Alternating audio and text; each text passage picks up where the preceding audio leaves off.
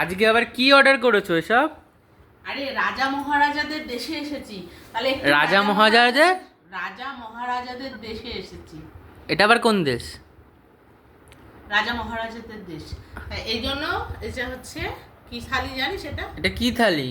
এটা হচ্ছে মহারাজা থালি। মহারাজা মহারাজা কি মহারাজা থালি। মহারাজা থালি? হ্যাঁ, যেখানে রয়েছে তোর জিরা রাইস, এটা মনে হয় ছোলা ছোলা পনির, এটা মনে হয় মটর পনির, এটা হচ্ছে স্যালাড, এটা হচ্ছে ডাল মাখানি, এটা হচ্ছে রুটি, আর এটা হচ্ছে ছোলা ছোলা ছোলার ডাল। ছোলার ডাল।